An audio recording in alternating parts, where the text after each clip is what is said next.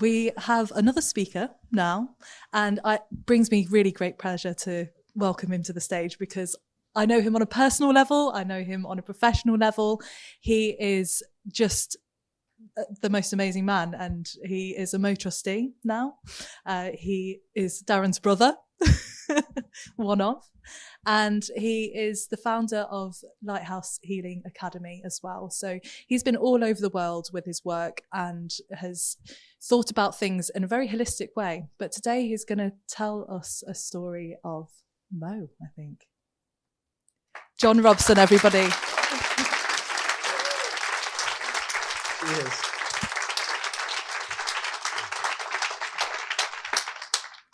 Don't actually know how you follow those guys. They were pretty good. Thank you everyone for coming here today. It's such a beautiful day to be here with you, to hear some wonderful stories from members of the MOE community. And to celebrate the life and legacy of Dow. It's a pleasure to be here with you today. I nearly brought a prop with me today. I was going to bring a little cutting board with half an onion sort of chopped up. So if I ever sort of choke up, Sam did an excellent job of controlling that. I probably might not do as good a job. We'll see how we go. But I was going to just point to that and like, who's cutting onions? So I'm here to talk about legacy and the ripple effects of Dow's life. And growing up with an elder brother like Darren was such a blessing in this life. He's always been such a force of nature, since we were kids. Well, he was older than me. He was 10 and a half years older than me. So he was such a force of nature. And I know I speak for all three of us. I actually spoke with Nick and Nadine last night. I walked them through my talk and shared it with them to get their sort of green light on it. And Nadine said she can't be here with us today, but she's here with us in heart and spirit and soul. She's looking after kids with some autism spectrum works, and she felt she really needed to be there, but she's here with us in heart and spirit.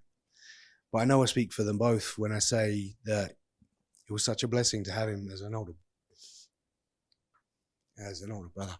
He helped us to see our gifts and our talents. He really helped us to realize the gift of us and to bring it to the world, and to help us to find our place in the world.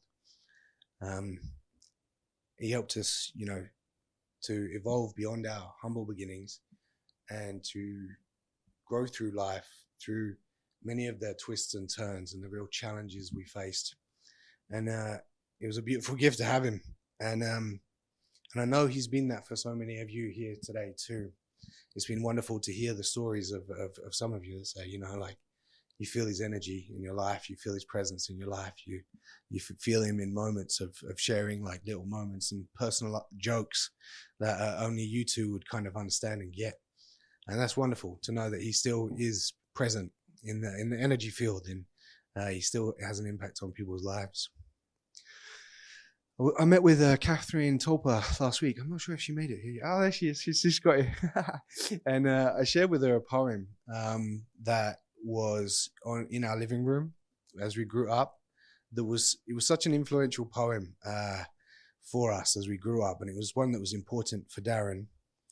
I'm not quite sure when my mum decided to put it on the wall, but there is probably a moment where I could probably imagine it would have been a good point for her to put it up there.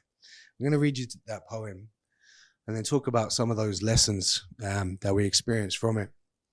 So the poem, those of you who know Darren, you might know this was important to him. It was one called Indispensable Advice.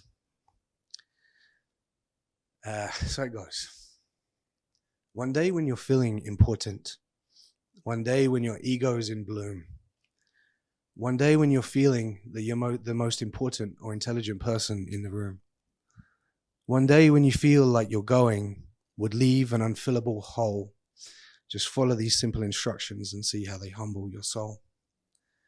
Take a bucket and fill it with water. Put your hand in up to the wrist. And when you remove it, the hole that's remaining is a measure of how much you'll be missed. You can splash all you want when you enter. You can mix up the water galore, but remove it and you'll find that in no time, looks much the same as before. The moral of this quaint little story is to do just the best that you can. Be proud of yourself. But remember, there's no indispensable man. Yeah, or woman. Yeah, that one. But it did say man, so you can tell when Mum might have had it up on the wall. Like, yeah, that was yeah. And so that poem, it taught us a lot. It taught us humility. It taught us to sort of, to do the best that we can in this world, be proud of ourselves, but, like to take ourselves lightly. In the video, I think the quote was taken out at the end, but one of the things is, one of the quotes that Dal shared in his TED Talk is, Mum said, like, don't take life or yourself too seriously. None of us are getting out of it alive. And I thought that was pretty good. But there's a little bit of a darker side to that story. So there's those sort of good lessons and those good learnings. But I think there's the darker, more challenging side of it, is that sometimes you might not realize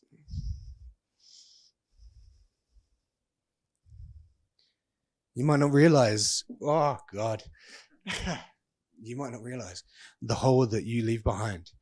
And some holes, as we've found, are harder to fill than others.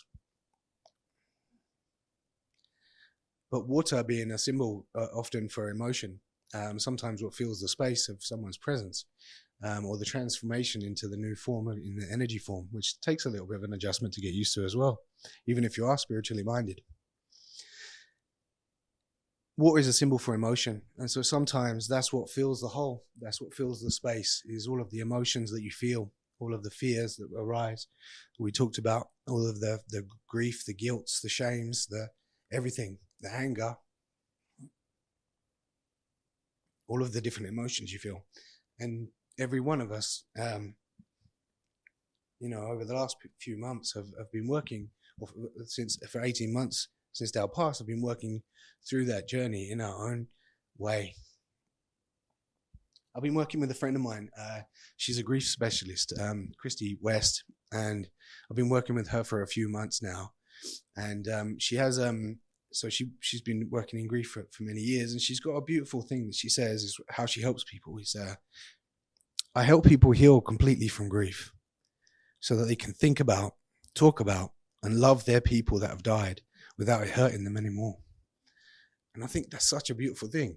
And I've made real progress, believe it or not. Over the past few months, I've made some real progress. And I felt it was funny because I knew it was a bit of an ironic joke to myself and her. But the week leading up to this, I said, like, I feel pretty solid. I feel pretty good. I think I might nearly complete therapy. I nearly completed this thing. But I said, but I'll book a session for the week after the conference, just in case. Just in case it brings up anything and there's any loose ends for us to tie up.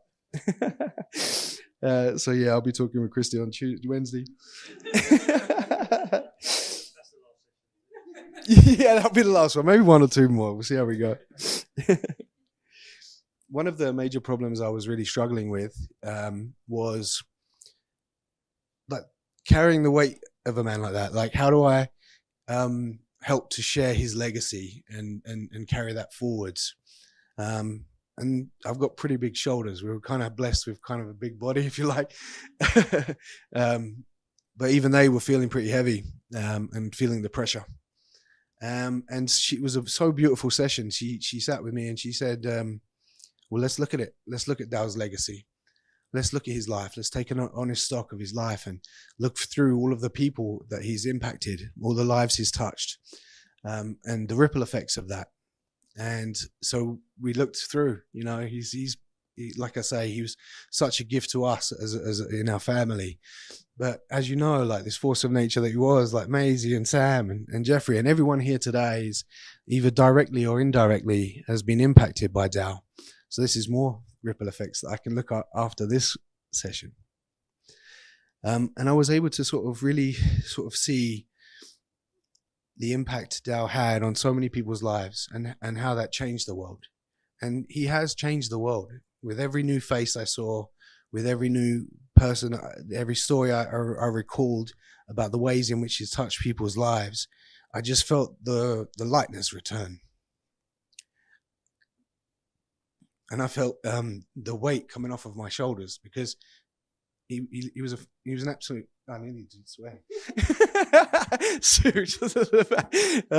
He was an absolute legend, and so he made the job of looking for the gift of his legacy much easier. And so with every new ripple effect I saw, and with every new person I saw that he touched, and I felt lighter and lighter and lighter. And as you feel lighter and you move through some of those emotions that you feel, you actually can feel somebody more. You actually can feel the presence of them more easily.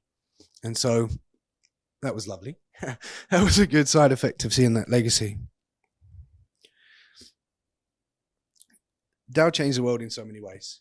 Some of the things that you might not know that we wanted to share with you and talk about is some of the things he got up to. So he did this thing called the Great Football Giveaway in Tanzania, where he delivered. Someone from this room might have actually been there with him on that journey. I'm not sure, but they gave away a load of footballs to disadvantaged children, so they could play. And anyone that knows Darren, like, he loved football. He loved playing it. He swear he actually got his scar. I remember the story where he was playing football out in Tanzania, and he's a bit competitive. I think he had a clash of heads or something, and he got his scar. And for those that sort of know Darren's energy, he really loves his football nickname. He was always called DIY Robson. Because he would literally pick up the ball from like defense and try and run it all the way up and score at the other end of the goal. And it was actually one of those nicknames that he didn't mind. He didn't mind the old DIY Robson. He was quite driven. Another thing they did also in Tanzania was he helped to build a chicken farm. And they gifted 300, I think with Carlo, I think it was probably there, I'm sure. No, not this one. 300 chickens to the village to help them to become self-sustainable.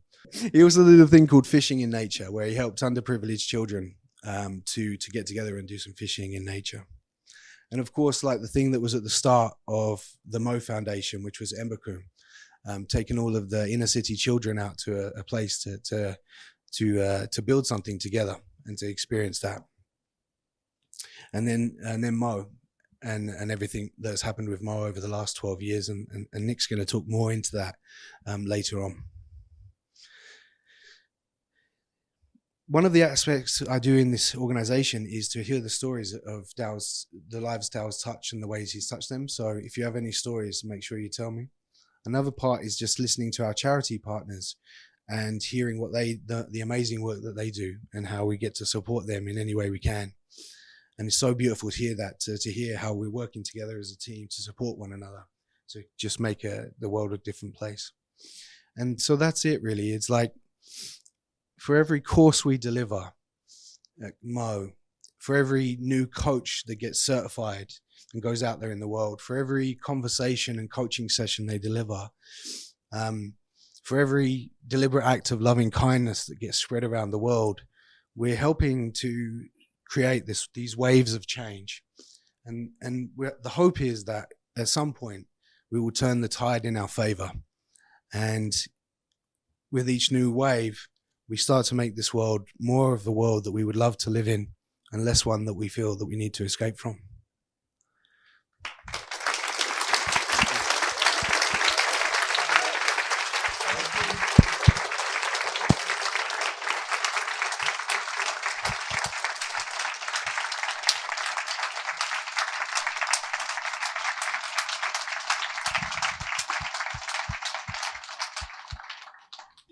Thank you, Jon. Whew, what a morning. What a beautiful morning. Considering Jon found out he was going to speak last night as well. So that was absolutely amazing. And from knowing Darren, he would have absolutely loved that. That was very emotional for me to even get through, but I appreciate that. And it was really from the heart. And I think that was felt in this room as well.